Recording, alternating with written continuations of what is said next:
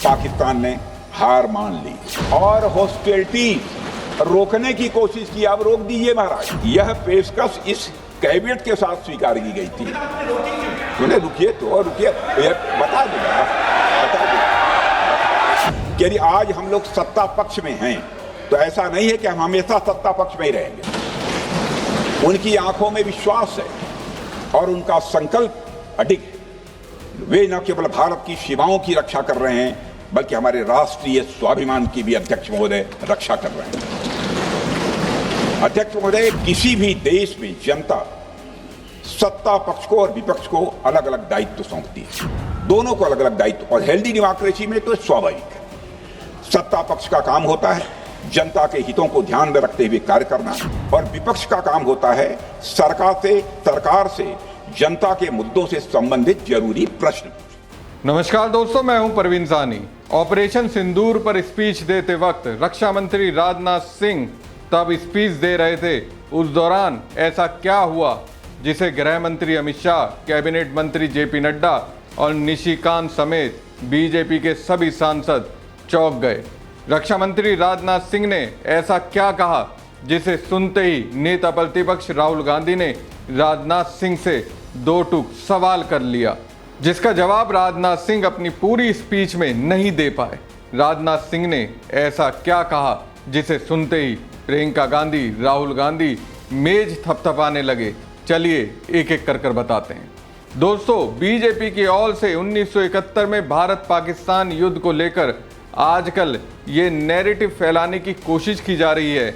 1971 के युद्ध में पूर्व प्रधानमंत्री इंदिरा गांधी रणनीतिक तौर पर हार गई। बीजेपी के बड़े से लेकर छोटे नेता, उनके समर्थकों की जुबान पर यही शब्द रहता है। निशिकांत दुबे को तो इस काम में लगा दिया गया है। वो हर रोज कभी ना कभी इस मुद्दे पर अपनी बात रख देते हैं। अब दोस्तों, इस पर राजनाथ सिंह ने जो कहा उसे सुनकर अमित शाह से लेकर बीजेपी खेमे में सन्नाटा पसर गया। सुनिए राजनाथ सिंह के बयान को। इसी तरह 71 के युद्ध में, 71 के युद्ध में जब हमने पाकिस्तान को सबक सिखाया, उस समय की सरकार को मैं बधाई देना चाहता हूं। हमने अपने राजनीतिक और सैन्य नेतृत्व की प्रशंसा की। हमने ये नहीं देखा कि किस दल की सरकार है, किस विचारधारा की सरकार है, इसकी चिंता नहीं की गई।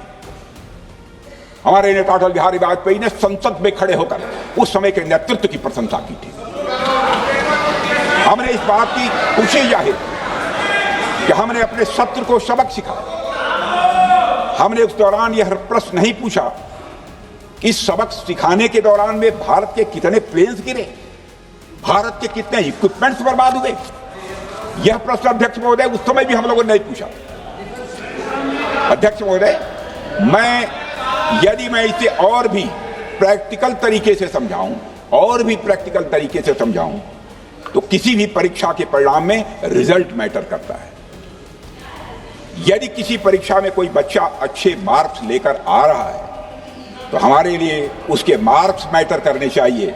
हमें इस बात का ध्यान नहीं रखना चाहिए कि एग्जाम के दौरान उसकी पेंसिल टूट गई थी या उसकी पेन खो गई।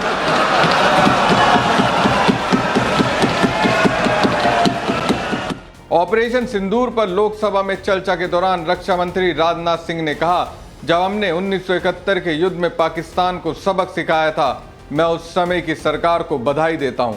अमित शाह के सामने दोस्तों राजनाथ सिंह ने राहुल गांधी को बधाई दे दी। अब सोचिए क्या बीत रही होगी, भाजपाइयों पर क्या गुजर रही होगी। इसके बाद कहते हैं, हमने तब अपने राजनीतिक और सैन्य नेतृत्व की प्रशंसा की थी। हमने यह नहीं देखा कि वो किस पार्टी की सरकार थी या क्या विचारधारा थी।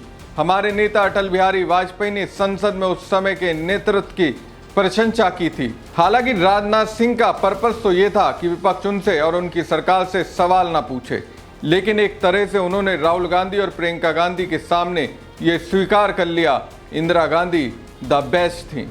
दोस्तों, राजनाथ सिंह ने बहुत कुछ बताया, एक तरह से विश्वास दिलाने की कोशिश की कि ऑपरेशन सिंदूर सफल है। सीज फायर करने की अपील पाकिस्तान ने की, इसलिए उनकी सरकार ने सीज फायर किया। लेकिन इसी दौरान दोस्तों राहुल गांधी ने राजनाथ सिंह को स्पीच के दौरान टोक दिया, उनसे बेसिक सा सवाल किया, जिसे सुनकर राजनाथ सिंह रफ्तार के साथ स्पीच देने लगे। बीजेपी के सांसद बगले झांकने लगे। ऑपरेशन सिंदूर प्रारंभ करने का मकसद था अध्यक्ष महोदय उन टेरर नर्सरीज को खत्म कर देना जिन्हें पाकिस्तान ने बरसों से पाला पोसा था। और यह ऑपरेशन उन मासूम परिवारों को न्याय दिलाने के लिए लॉन्च किया गया था जिन्होंने पाक स्पॉन्सर्ड टेररिस्ट अटैक्स में अपने प्रियजनों को खोया था। हमारी सेनाओं ने सिर्फ उनको टारगेट किया जो इन आतंकियों को सपोर्ट करते हुए भारत पर हमला करने की कोशिश में लगातार शामिल थे। अध्यक्ष महोदय, ऑपरेशन सिंदूर का ओवरऑल पॉलिटिको मिलिट्री ऑब्जेक्टिव यह था कि आतंकवाद के रूप में प्रॉक्सी वार लड़ रहे पाकिस्तान को सजा दी जाए और इसी वजह से आर्म फोर्सेस को पूरी आजादी दी गई थी कि वे अपने टारगेट खुद चुने और करारा जवाब दें। और इस ऑपरेशन का उद्देश्य कोई भी युद्ध छेड़ना नहीं था बल्कि फोर्स के डिमॉन्स्ट्रेटिव यूज से एडवर्सरी को झुकने के लिए मजबूर करना था। 10 मई की सुबह जब भारतीय वायुसेना ने पाकिस्तान की मल्टीपल एयरफील्ड पर करारा प्रहार किया तो पाकिस्तान ने हार मान ली। अध्यक्ष महोदय, और हॉस्टिलिटी रोकने की कोशिश की। अब रोक दीजिए महाराज। उन्होंने एक कोशिश की, हमारे डीएमओ से बात की, महाराज अब रोक दीजिए, बहुत हो गया।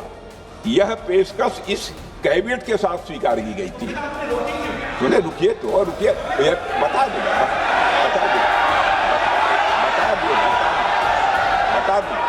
अब बैठ तो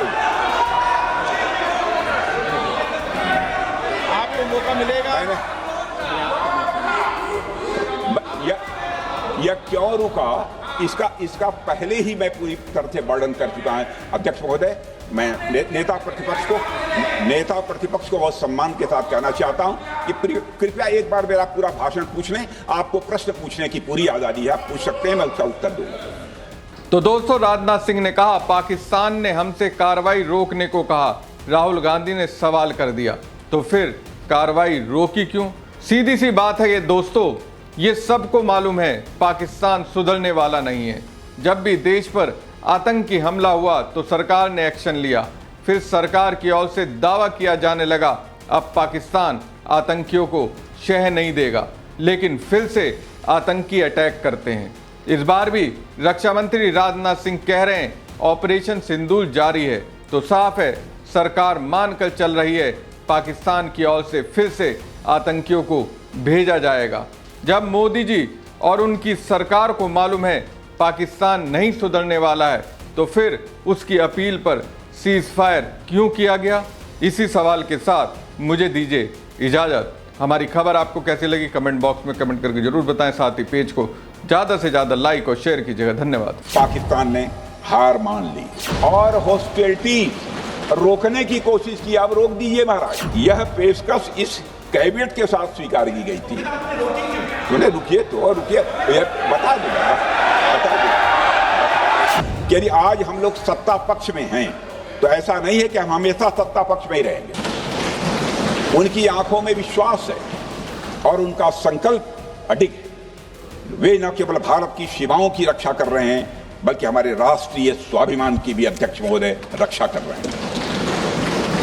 अध्यक्ष महोदय, किसी भी देश में जनता सत्ता पक्ष को और विपक्ष को अलग अलग दायित्व सौंपती है, दोनों को अलग अलग दायित्व। और हेल्दी डेमोक्रेसी में तो स्वाभाविक है, सत्ता पक्ष का काम होता है जनता के हितों को ध्यान में रखते हुए कार्य करना और विपक्ष का काम होता है सरकार से जनता के मुद्दों से संबंधित जरूरी प्रश्न